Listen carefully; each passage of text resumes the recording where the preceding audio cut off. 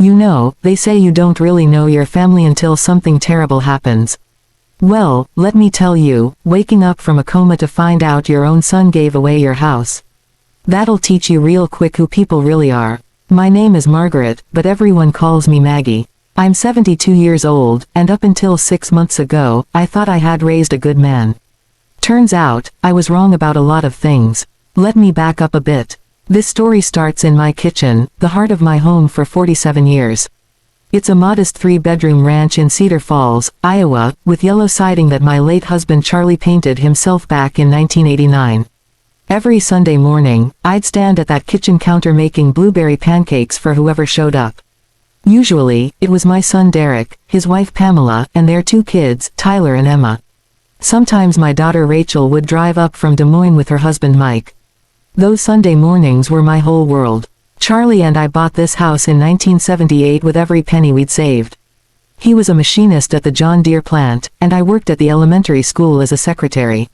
We weren't rich, but we had enough. This house saw everything: first steps, birthday parties, Christmases with too many decorations, the way Charlie used to fall asleep in his recliner watching the Cubs lose. After he passed from a heart attack 5 years ago, this house became even more precious to me. It was all I had left of him, of us. Last February, I was driving home from the grocery store during one of those sudden Iowa ice storms. You know the kind, where the sky is gray as a battleship and the roads turn into glass before you can blink. I hit a patch of black ice on Highway 20, and my little Honda skidded right into a telephone pole. The last thing I remember is seeing my grocery bags fly everywhere: eggs, milk, the pot roast I was planning to make for Sunday dinner.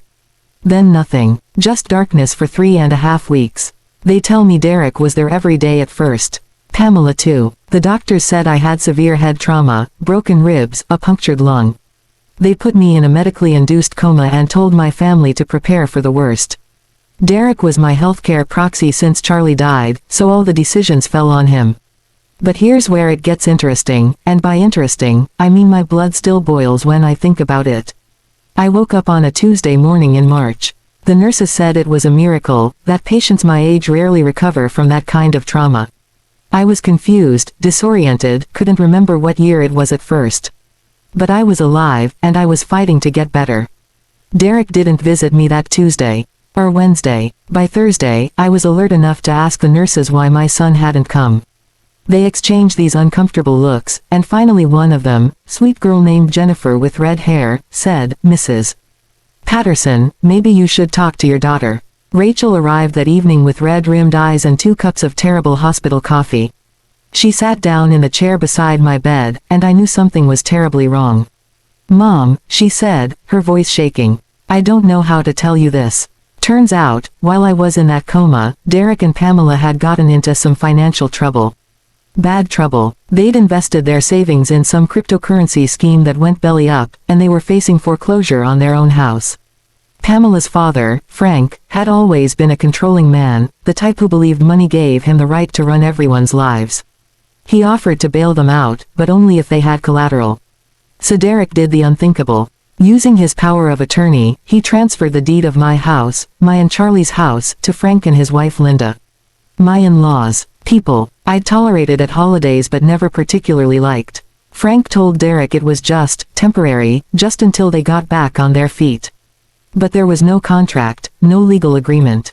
Just a father-in-law's promise and my son's desperation. "He thought you were going to die, Mom," Rachel whispered, tears streaming down her face. "He told me, she's not coming back. The doctor said so. At least this way, we can save our family." I wish I could say I went numb, but I didn't. I felt everything. The betrayal cut so deep I thought my broken ribs might crack open all over again. The worst part, it was all legal. Derek had the authority. And now, 3.5 weeks after I'd supposedly been on death's door, I was awake and technically homeless. I spent 2 more weeks in that hospital, then another month in a rehab facility learning to walk properly again. Rachel took me in when I was finally discharged. Her guest room became my new reality, a room with beige walls and someone else's choice of curtains. I'd lie awake at night thinking about my yellow house, wondering if Frank had changed the locks yet, if they'd thrown out Charlie's recliner. Derek finally came to see me at Rachel's house in early May. Spring had arrived, the lilacs were blooming in Rachel's backyard, and I was sitting on the porch with a blanket over my legs, still weak but getting stronger every day. He pulled up in his truck, and I watched him walk toward me like a man heading to his own execution. He'd lost weight. There were shadows under his eyes that hadn't been there before. "Mom," he said, stopping at the bottom of the porch steps. "Don't." My voice came out stronger than I felt. "Don't you dare, Mom, me. I thought you were dying." His voice cracked. "The doctors said you wouldn't wake up. We were losing everything, the house, Emma's college fund, everything. Frank said it was temporary, that we'd transfer it back. And you believed him, Frank." I laughed, but it wasn't a happy sound. That man has never done anything in his life without strings attached. "You gave him my house, Derek. The house your father and I built our life in. You sold my memories for 30 pieces of silver. It wasn't like that. Then what was it like? Tell me, because from where I'm sitting, my own son wrote me off for dead and cashed in before my body was even cold." Pamela was waiting in the truck. I could see her through the windshield, her face turned away. She couldn't even look at me. Derek started crying then, right there on Rachel's front lawn. Big, ugly sobs that shook his whole body. "I'm sorry. God, Mom, I'm so sorry. I was scared. We were going to lose everything. The kids, I repeated. "You wanted to protect the kids by stealing from their grandmother." He had no answer for that. Here's what I learned in the months that followed. Frank and Linda had no intention of giving back my house. They'd already started talking about selling it, about how it was prime real estate, and how they could get a good price. Derek and Pamela's financial situation hadn't improved. Turned out, Frank's bailout came with strings after all. They owed him money, favors, control. My lawyer, a sharp woman named Patricia who'd been friends with Charlie, told me the legal options were limited but not impossible. We could challenge the power of attorney decision, argue that Derek had acted in bad faith, that he'd benefited from a decision that harmed me. But it would be expensive, time-consuming, and ugly. Family court always is, Patricia said, pouring me tea in her office downtown. The question is, what do you want, Maggie? The house, justice, or your son back? I didn't have an answer then. It's December now, 10 months since the accident. I'm still living, with Rachel, but I'm stronger. I can walk without a cane, my mind is sharp, and I've been working with Patricia on a strategy. But here's the twist nobody saw coming. Last week, Frank had a stroke.